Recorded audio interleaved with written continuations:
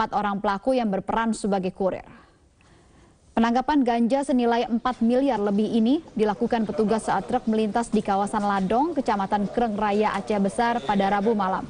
Untuk mengelabui petugas, ganja yang telah dipaket ini ditutupi dengan tumpukan batang kayu. Rencananya ganja ini diangkut ke salah satu lokasi di kawasan Aceh Besar untuk selanjutnya dibawa ke Pulau Jawa dengan menempuh jalur darat. Keempat orang tersangka yakni supir dan kernet truk turut diamankan yang berasal dari Aceh Besar. Kepada polisi, para tersangka mengaku hanya bertugas mengangkut barang haram ini dari kawasan Ladong, Aceh Besar dengan upah 7 juta rupiah per orangnya. Polisi masih memburu bandar besar yang memerintahkan para supir ini membawa ganja dari pedalaman Aceh Besar tersebut. Sementara para supir dan kernet yang menjadi kurir diancam hukuman penjara seumur hidup. Ini ada 4,8 ton, jumlahnya 4,13.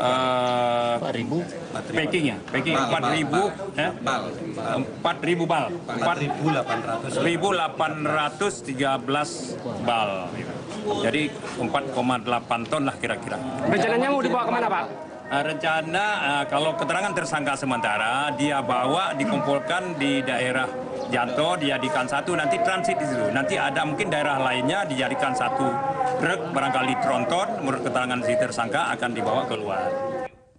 Dan di Banten, pemirsa, mantan anggota TNI ditangkap Satuan Narkoba Polres Cilegon karena kedapatan mengedarkan 80 paket narkoba jenis sabu dan 6 butir pil ekstasi.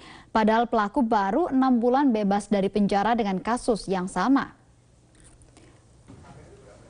Inilah HDR, 37 tahun, mantan anggota TNI yang enggan disebutkan oleh Satuan Narkoba Polres Cilegon, Banten, yang hanya tertunduk malu saat digelandang petugas karena kembali tertangkap mengedarkan sabu-sabu sebanyak 80 paket dan 6 butir ekstasi di kawasan Pelabuhan Merak, Banten. Padahal HDR baru saja menghirup udara segar selama 6 bulan dengan kasus yang sama. Bahkan dirinya dipecat dari Korps TNI karena mengedarkan sabu-sabu beberapa tahun yang lalu.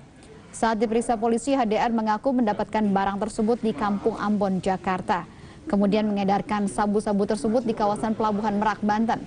Tersangka mendapatkan keuntungan sebesar Rp300.000 per paket. Pelaku dijerat dengan pasal 114 dan 112 tentang narkotika dengan ancaman di atas 5 tahun penjara. Kan sudah target operasi ya, kali industri TO, ya kalau dihargakan 30-40 Juta. Dia diancam dengan pasal 114 ayat 2 dan atau pasal 112 ayat 2 Undang-Undang Narkotika nomor 35 tahun 2009, ancaman hukuman 6 sampai 20 tahun. Itu mantan TNI ya, Pak?